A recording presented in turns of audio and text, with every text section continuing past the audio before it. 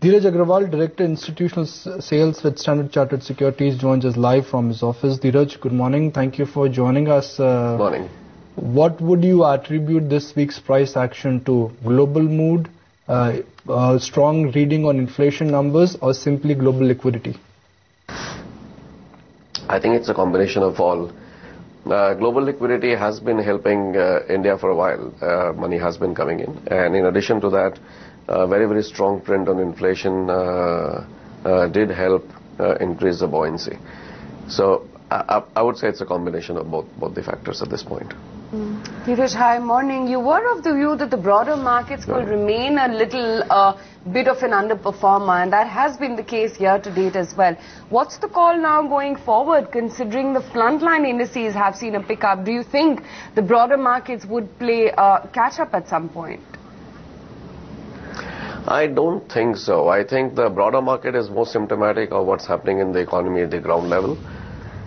So while we have seen the benchmark indices pick up, and again, even within the benchmark indices, if we actually dissect it, it's actually led by a smaller bunch of stocks as compared to a larger name within the narrow indices as well, which is to a large extent, I would say, liquidity and sentiment driven.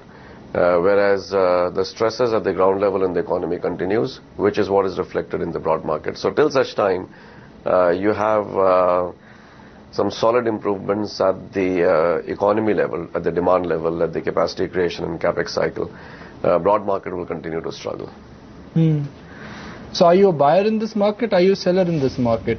What's your current approach?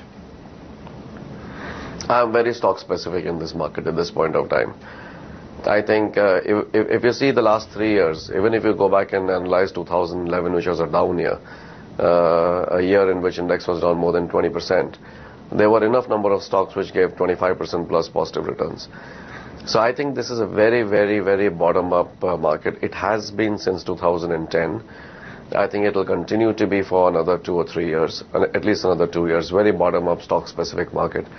And indices quite often don't really tend to communicate fully what's happening in the market at this point of time.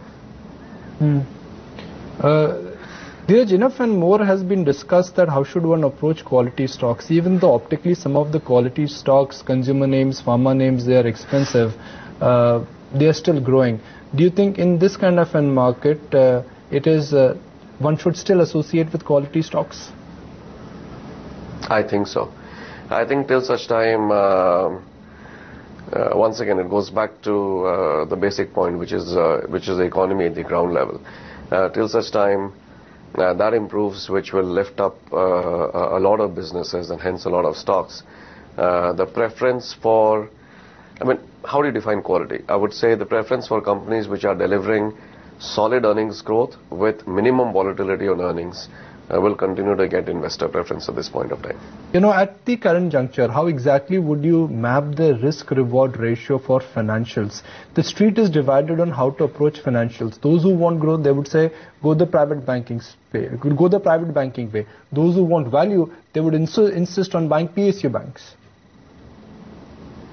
No, I see my answer on on financials is identical to what I said about the market. I think there are buys even amongst PSU banks, and there are perhaps sells amongst private banks as well. So you can't paint them with one brush. You have to take a call on where the NPL is being managed well, where the valuations are okay. I would surely, for lower risk and more predictable earnings, market is willing to give higher valuation multiples at this point of time. We got to respect that. But you just have to take a call on how the bank is able to manage its ROE in NPL cycle and earnings growth in this tough environment. And those are the stocks which become buys. I think you'll find picks both from private and PSU space which will fit this bill.